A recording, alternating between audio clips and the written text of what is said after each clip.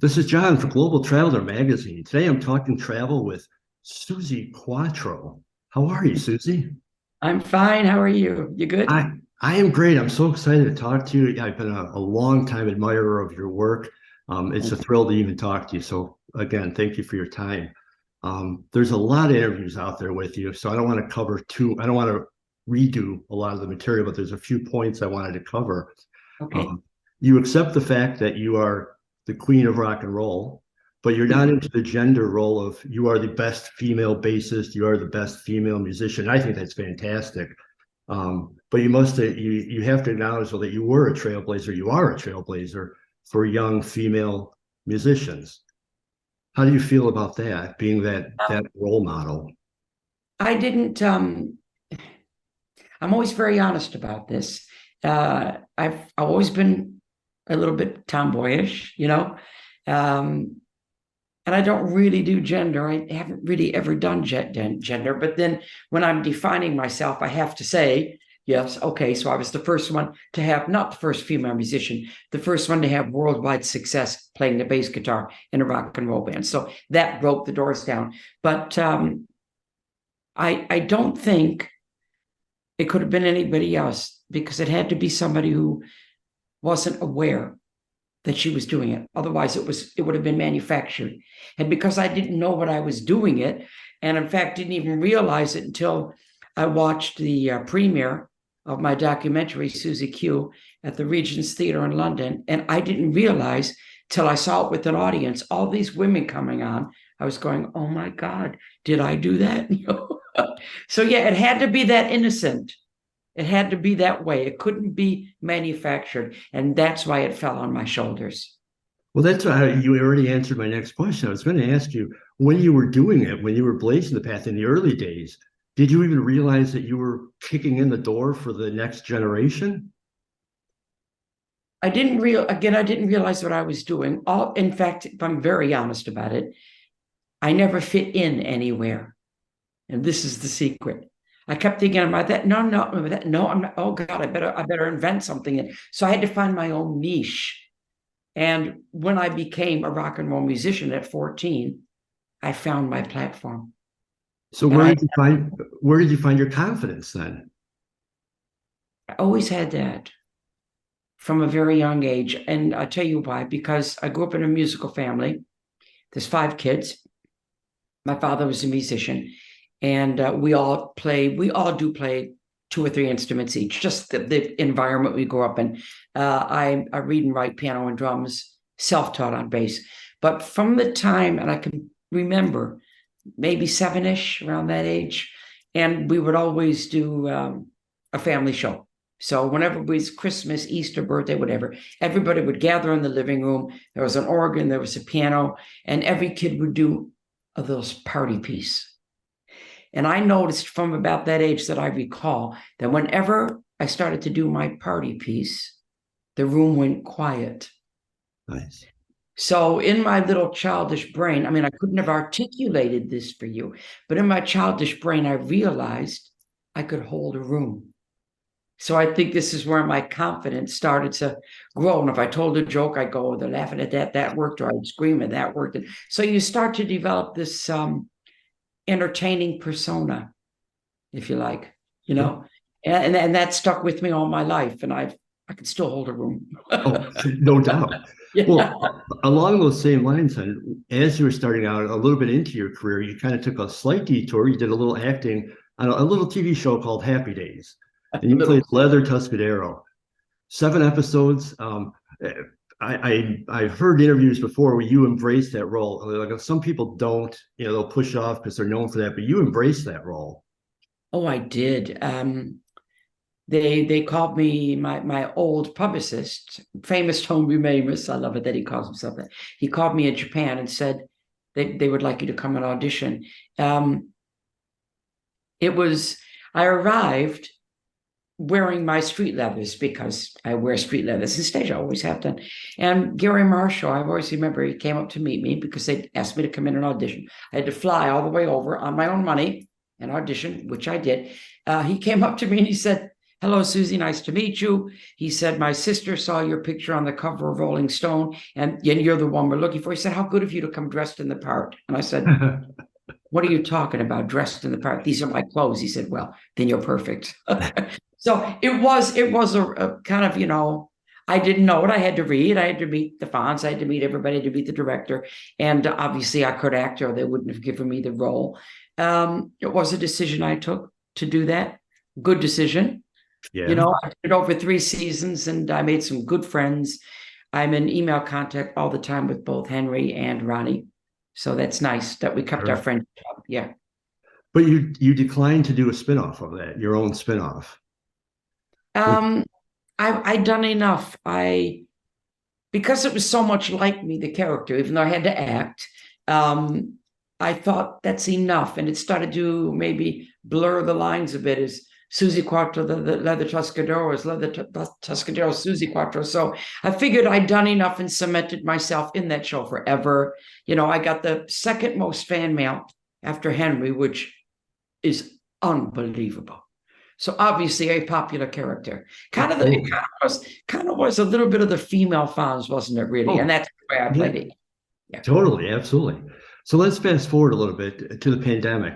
A lot of people shut down during the pandemic, just in themselves, not only the outside world. You took the pandemic and you had like a creative explosion. Unbelievable. Where did that come from? What did you do? Well, I am, the three key words about me are I creative, I communicate, and I entertain. If I'm not doing one of those things, I'm dead. Okay, that's the truth. When it came up, we were just right. My son was, we had already done No Control together, my son and I, very successfully, the album. And the company took up the option for the next one. And he was on the road with the band he was with, and I was on the road with mine. It's something like 90 gigs in the book. And all of a sudden, the brakes were on, as everybody knows. So I kind of said to my son, okay, we didn't know when we were going to write this next album. Guess what? We're going to do it now. We're going to do it now. So I used the time. I didn't let it destroy me. I turned it around and I used it. It was very positive in a way. I wrote two different books, 3 different books, released them. I wrote a whole album. It was successful. We did videos in my garage. Each person went in separately. I embraced it. It was wonderful time in a way. The loneliness even was wonderful.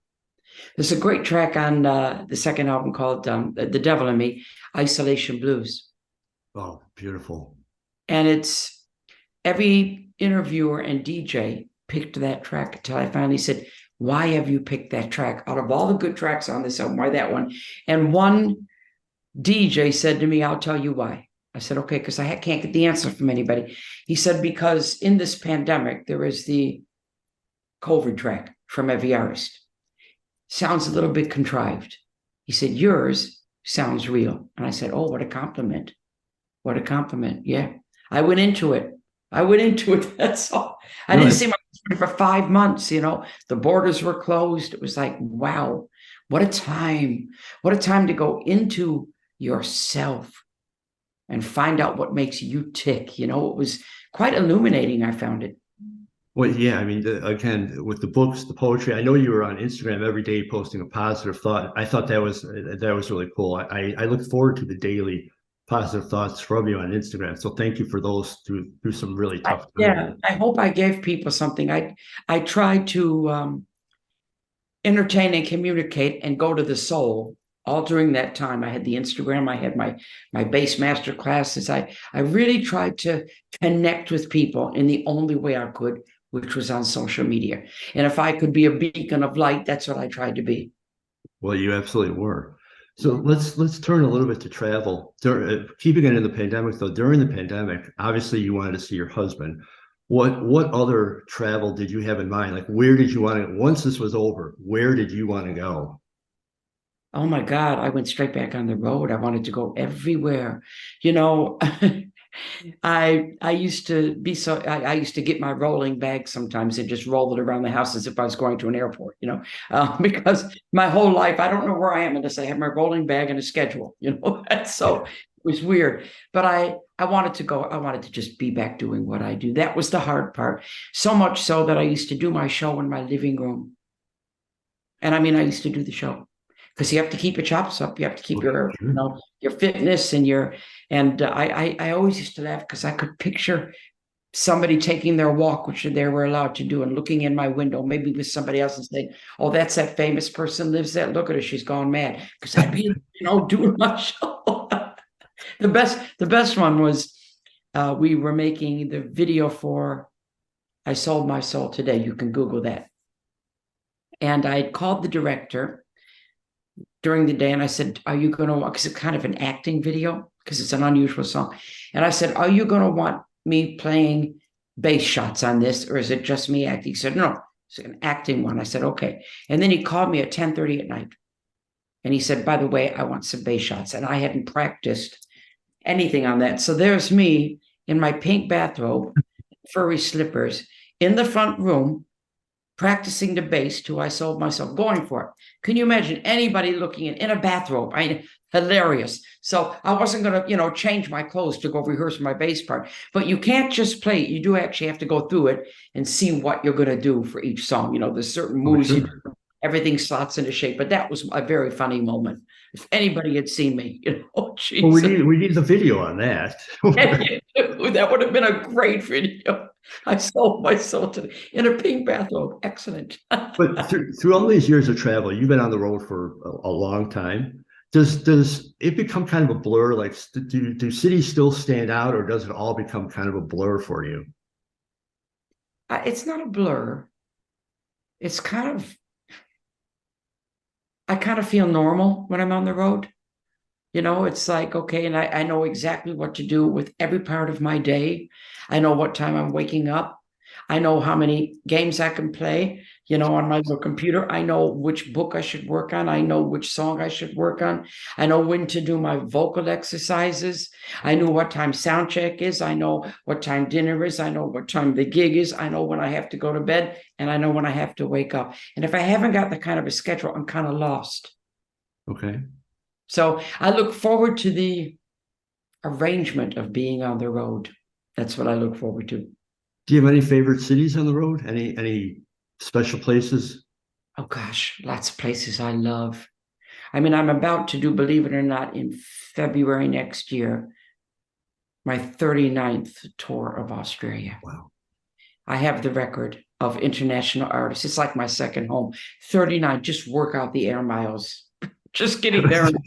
Yeah, my 39 tour. I love touring Japan just because it's a different culture. It's wonderful there. Love touring. I do a lot in Europe, a lot in Germany, doing some big shows at the end of the year in England to celebrate 50 years of Can the Can being number one. There's a lot of good stuff happening. My Uncovered EP is out right now, Uncovered, on Sun record labels, and Elvis is my hero, so I have something out on his label finally. And there's going to be a streaming announced of that in September, where you can see me do these 6 covered tracks that I did 6 of my favorite tracks. And then in a couple of weeks now, the first single comes out. Myself and KT Tunstall, we made a duet album.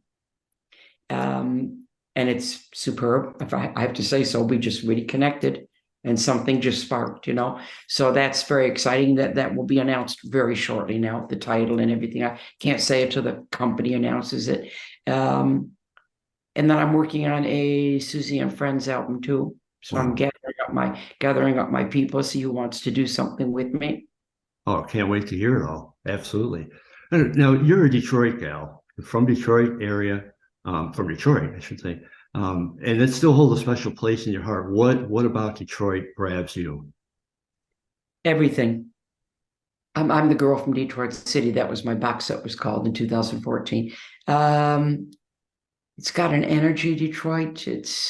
I've talked about this with lots of other Detroit musicians. We all grew up together, It's just got something in the DNA. I can't explain it. It's kind of a desperate energy. Detroit musicians, they put their feet on the gas and they don't let up. There's no brake pedal. You go. That's Detroit. And you've got that wonderful meeting of the black and the white in Detroit, which is very special. Every white rock and roller wanted to be part of Motown. It was that kind of thing. You learned your Temptations routines, you learned your Four Tops. It was just such a cool city to grow up in. You had your extremes. You had the rich and the poor. Always the extremes. Just great city. I always talk about it with whenever I go back there. I mean, that is my home. I've never lost my roots. I still sound Detroit, don't I? Well, I'm from Chicago, so it's kind of the Midwest thing. Oh, we're Midwest accent. Yeah. Yeah, exactly, exactly. Just a couple of quick rapid fire questions before I let you go. Favorite music venue? God, that's a hard one. That's a really hard. I used to like the East Town in Detroit. I'll tell you what was really wonderful, too, actually. The Royal Albert Hall I played last year, which was iconic venue. And the Sydney Opera House, that's pretty hard to beat. Well, yeah, yeah. That is. Any place you'd want to play that? I know you've played thousands of places already. Any place you want to play still? God, I can't think of anything. I'd like to do a gig at the Motor City Casino. I've had 2 birthday parties there, and I've gone there for an award ceremony and for the Dick Wagner Charity Children's Trust. But I'd like to do a gig there. So, hello, hear me. Oh, please, yeah, I will be there. I will make the trip from Chicago to Detroit to see. Absolutely. Before I let you go, is there anything you want to promote? Any website? Any of your social media? I'm on everything. www.suziquatro.com. I'm on Instagram, Suzi Quatro Real. I've got my private Facebook. I've got an official Facebook. I'm on everything. Just I go. found you. You want to treat yourself. I've recently put back in my live show by popular request my iconic 1979 bass drum solo from Prague. And I didn't do it for a long time. And everybody just kept saying it. And my husband finally said to me, why don't you do that bass solo anymore? It was the best one. Oh, you probably can't play that way anymore. Whoa. and now it's back in the show. So if you want to watch it, it's quite mind-blowing. It's you can put in Suzi Quatro live bass solo Vienna 2023 and it'll come up. Awesome. One last question. Sorry, one last question for you. You traveled everywhere. Any travel tips? Any Suzi Quatro travel tip? Oh my God. If you can't drag it, don't pack it. Really, travel light. Do yourself a favor and travel light. Suzi, it's been a pleasure. It really has. I've been a fan of yours for a long time. Love the book, love the documentary, loved you as Leather. It's really been a thrill to talk to you. So I wish you to have a great day, and I will continue watching. And I'm really hoping that we get that show up in Detroit. Thank you very much. Nice to talk to you, fellow Midwesterner. Thank you, Suzi. Have a great day. Thanks a lot. Bye-bye. Bye.